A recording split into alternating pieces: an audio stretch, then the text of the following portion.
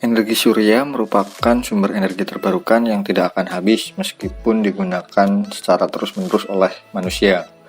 Indonesia merupakan negara tropis yang akan selalu memperoleh sinar matahari sepanjang tahun. Kondisi ini tentunya harus bisa dimanfaatkan secara maksimal sebagai sumber energi, seperti pembangkit listrik tenaga surya, yang saat ini masih terus dikembangkan di Indonesia. Pembangkit listrik tenaga surya memiliki konsep kerja yang sederhana, yaitu mengubah cahaya matahari menjadi energi listrik melalui sel surya. Secara garis besar ada dua jalur cara kerja pembangkit listrik tenaga surya, yaitu efek fotovoltaik atau cara kerja langsung, dan melalui pemusatan energi surya atau secara tidak langsung. Fotovoltaik adalah sel pengubah energi cahaya menjadi energi listrik. Cara kerja sistem ini sangat sederhana, yaitu menggunakan perbedaan tegangan yang dihasilkan dari efek fotoelektrik untuk memproduksi listrik.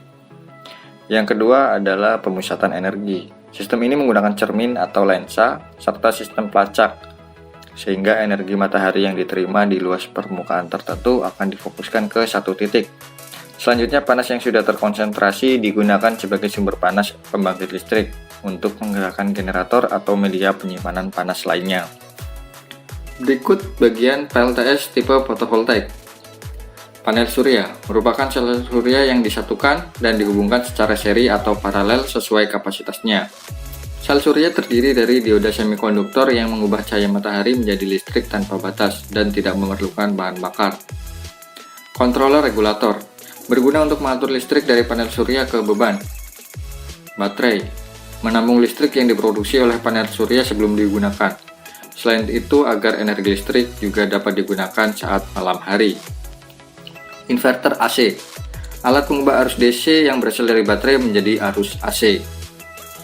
Kelebihan PLTS, sumber energi gratis, tidak ada biaya untuk mendapatkan sinar matahari, dan sumber energinya berlimpah. Ramah lingkungan, energi 5000 MW yang dihasilkan dari PLTS bila dikonversi akan setara dengan menanam 18.000 pohon, menghemat 1,5 juta bahan bakar solar untuk PLTD, serta mencegah emisi CO2 dari PLTD sebanyak 3,6 juta ton. Tidak repot, PLTS membutuhkan sedikit perawatan. Biaya yang dibutuhkan hanya untuk maintenance modul surya, seperti menyiram air untuk menghilangkan debu, serta melakukan pemotongan rumput di sekitar modul. Dapat dipasang di mana saja. Tidak memerlukan konstruksi yang berat dan menetap, sehingga dapat dipasang di mana saja, dan dapat dipindahkan bila mana dibutuhkan. Kekurangan dan kendala PLTS. Panel surya memiliki efisiensi konversi yang rendah dibandingkan jenis pembangkit lainnya. Dipengaruhi cuaca dan waktu. Sinar matahari hanya tersedia di siang hari saja. Pada cuaca hujan dan berawan, PLTS tidak dapat menghasilkan energi. Biaya investasi mahal. Dibutuhkan biaya hingga 2 juta US dollar atau sekitar 26 miliar dari setiap 1 MWP. Meski begitu, PLTS tidak membutuhkan biaya operasional yang besar. Kendala pembebasan lahan. PLTS membutuhkan lahan yang luas untuk menempatkan panel surya. Hal ini pun menjadi kendala karena melakukan pembebasan lahan juga tidak mudah untuk dilakukan.